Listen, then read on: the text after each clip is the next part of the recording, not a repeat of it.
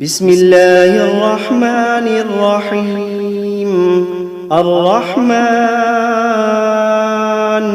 علم القرآن، خلق الإنسان علمه البيان. الشمس والقمر بحسبان، والنجم والشجر يسجدان. والسماء رفعها ووضع الميزان، ألا تطغوا في الميزان. وأقيموا الوزن بالقسط ولا تخسروا الميزان. والأرض وضعها للأنام، فيها فاكهة والنخل ذات الأكمام.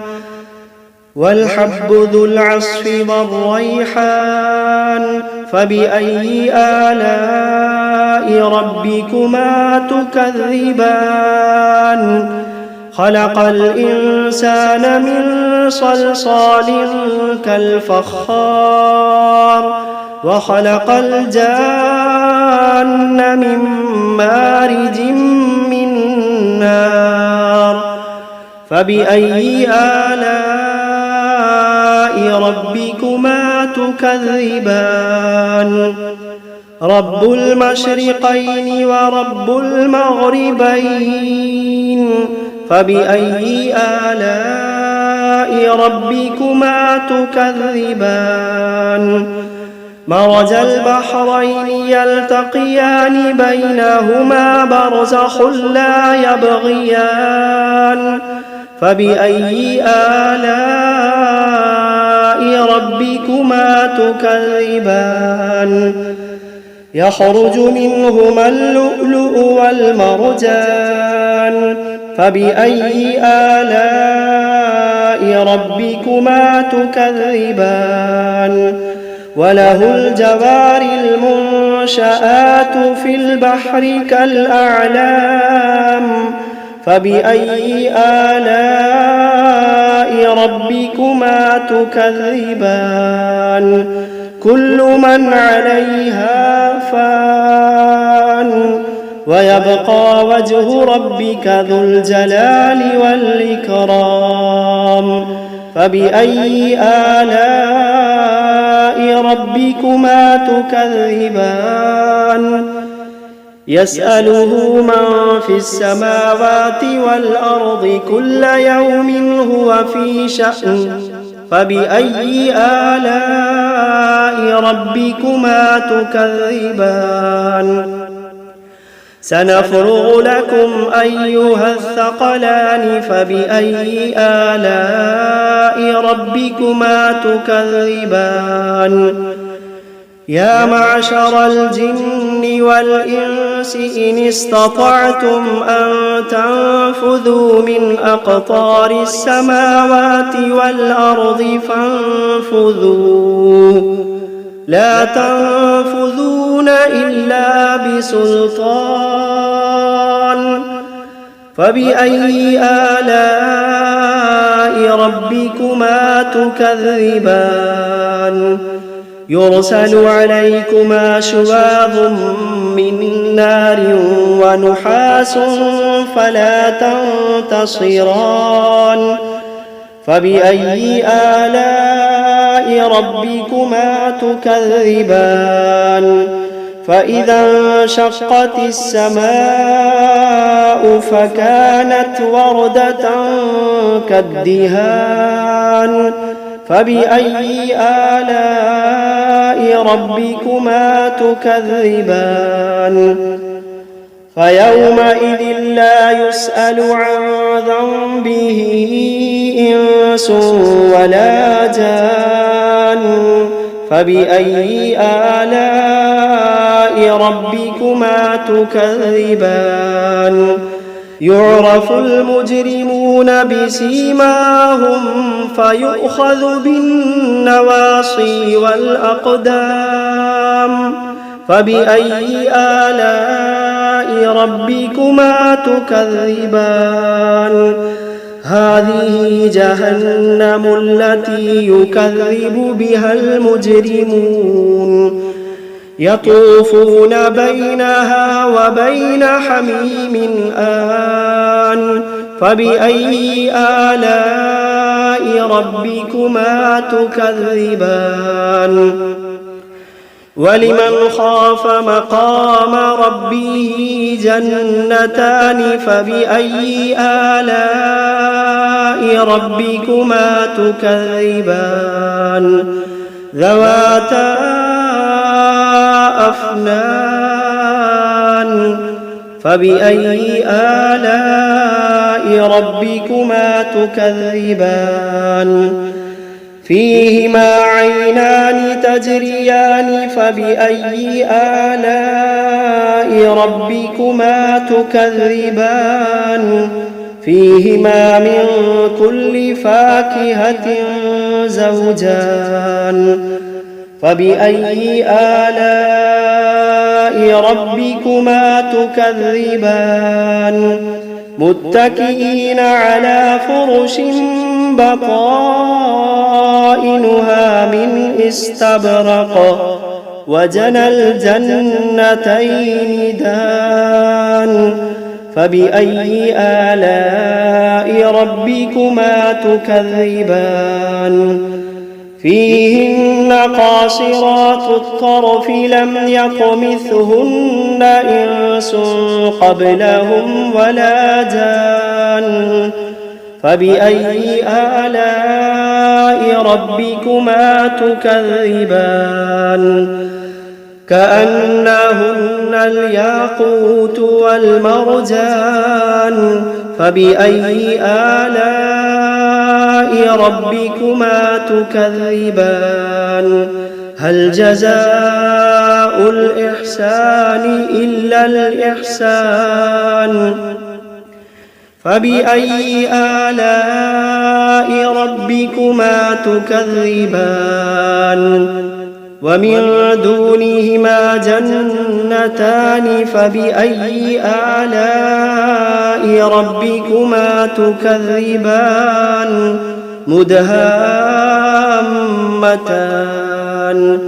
فبأي آلاء ربكما تكذبان فيهما عينان نضاختان فبأي آلاء ربكما تكذبان فيهما فاكهة ونخل ورمان فبأي آلاء ربكما تكذبان فيهن خيرات حسان فبأي آلاء ربكما تكذبان حور مقصورات في الخيام فبأي آلاء ربكما تكذبان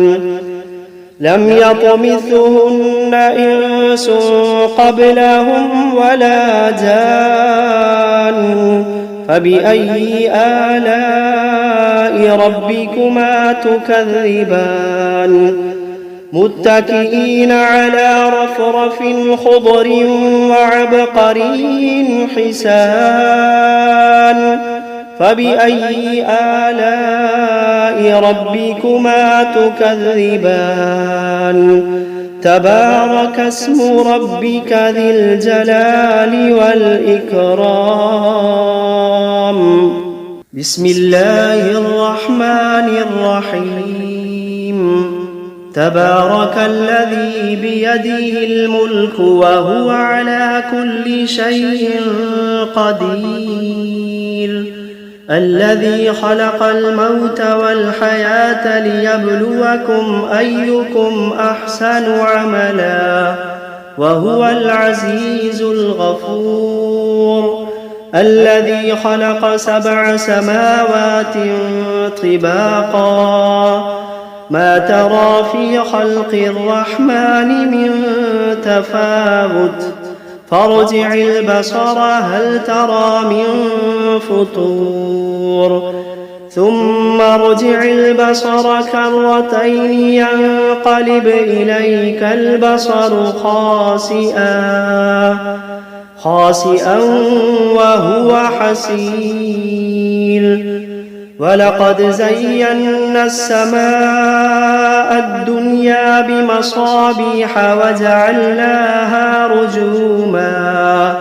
وجعلناها رجوما للشياطين وأعتدنا لهم عذاب السعير وللذين كفروا بربهم عذاب جهنم وبئس المصير إذا ألقوا فيها سمعوا لها شهيقا وهي تفور تكاد تميز من الغيظ كلما ألقي فيها فوج سألهم خزنتها ألم يأتكم نذير قالوا بلى قد جاءنا نذير فكذبنا وقلنا ما نزل الله من شيء إن أنتم إلا في ضلال كبير وقالوا لو كنا نسمع أو نعقل ما كنا في أصحاب السعير فاعترفوا بذنبهم فسحقا لأصحاب السعير إن الذين يخشون ربهم بالغيب لهم مغفرة وأجر كبير وأسروا قولكم أو اجهروا به إنه عليم بذات الصدور ألا يعلم من خلق وهو اللطيف الخبير ألا يعلم من خلق وهو اللطيف الخبير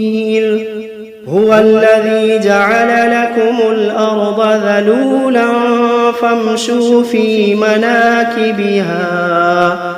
فامشوا في مناكبها وكلوا من رزقه وإليه النشور أأمنتم من في السماء أن يخسف بكم الأرض فإذا هي تمور أم أمنتم من في السماء أن يرسل عليكم حاصبا فستعلمون كيف نذير ولقد كذب الذين من قبلهم فكيف كان نكير أولم يروا إلى الطير فوقهم صافات ويقبضن ما يمسكوهن إلا الرحمن إنه بكل شيء بصير أمن هذا الذي هو جند لكم ينصركم من دون الرحمن إن الكافرون إلا في غرور أمن هذا الذي يرزقكم إن أمسك رزقه بل لجوا في عتو ونفور أفمن يمشي مكبا على وجهه أهدى أمن يمشي سويا على صراط مستقيم قل هو الذي أنشأكم وجعل لكم السمع والأبصار والأفئدة قليلا ما تشكرون قل هو الذي ذرأكم في الأرض وإليه تحشرون ويقولون متى هذا الوعد إن كنتم كنتم صادقين قل إنما العلم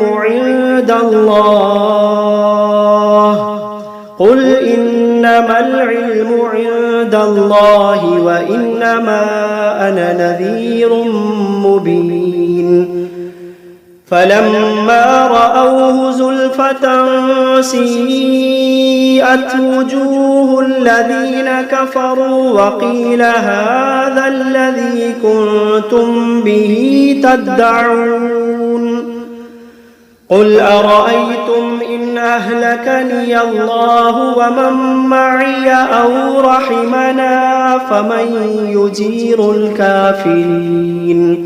فمن يجير الكافرين من عذاب أليم قل هو الرحمن آمنا به وعليه توكلنا فستعلمون من هو في ضلال مبين قل أرأيتم إن أصبح ماؤكم غورا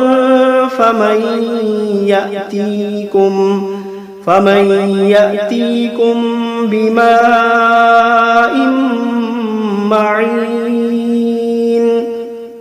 بسم الله الرحمن الرحيم قل أوحي إلي أنه استمع نفر من الجن فقالوا إنا سمعنا قرآنا عجبا يهدي إلى الرشد فآمنا به ولن نشرك بربنا أحدا وأنه تعالى جد ربنا ما اتخذ صاحبة ولا ولدا وأنه كان يقول سفيهنا على الله شططا وأنا ظننا أن لن تقول الإنس والجن على الله كذبا وأنه كان رجال من الإنس يعوذون برجال من الجن فزادوهم رهقا وأنهم ظنوا كما ظننتم أن لن يبعث الله أحدا وأنا لمسنا السماء فوجدناها ملئت حرسا شديدا وشهبا وأنا كنا نقعد منها مقاعد للسمع فمن يستمع الآن يجد له شهابا رصدا وأنا لا ندري أشر أريد بمن في الأرض أم أراد بهم ربهم رشدا وأنا منا الصالحون ومنا دون ذلك كنا طرائق قددا وأنا ظننا أن لن نعجز الله في الأرض ولن نعجزه هربا وأنا لما سمعنا الهدى آمنا به فمن يؤمن بربه فلا يخاف بخسا ولا رهقا وأنا منا المسلمون ومنا القاسطون فمن أسلم فأولئك تحروا رشدا وأما القاسطون فكانوا لجهنم حطبا وأن لو استقاموا على الطريقة لأسقيناهم ماء غدقا لنفتنهم فيه ومن يعرض عن ذكر ربه يسلكه عذابا صعدا وأن المساجد لله فلا تدعوا مع الله أحدا وأنه لما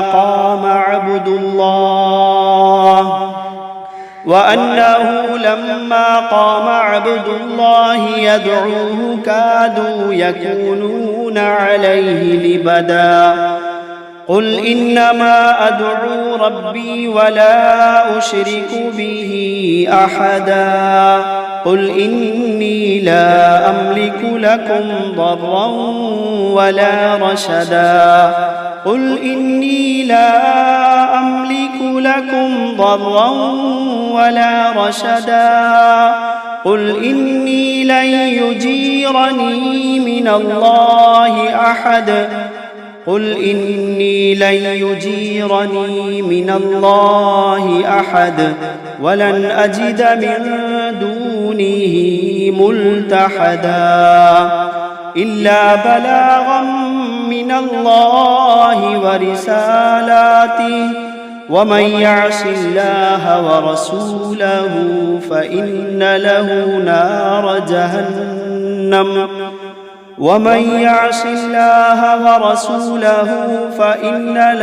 نار جهنم خالدين فيها أبدا. حتى إذا رأوا ما يوعدون فسيعلمون من أضعف ناصرا وأقل عددا. قل إن أدري أقريب ما توعدون أم يجعل له ربي أمدا. عالم الغيب فلا يظهر على غيبه أحدا إلا من ارتضى من رسول فإنه يسلك من بين يديه ومن خلفه رصدا ليعلم أن قد أبلغوا رسالات ربهم وأحاط بما لديهم وأحصى كل شيء عددا.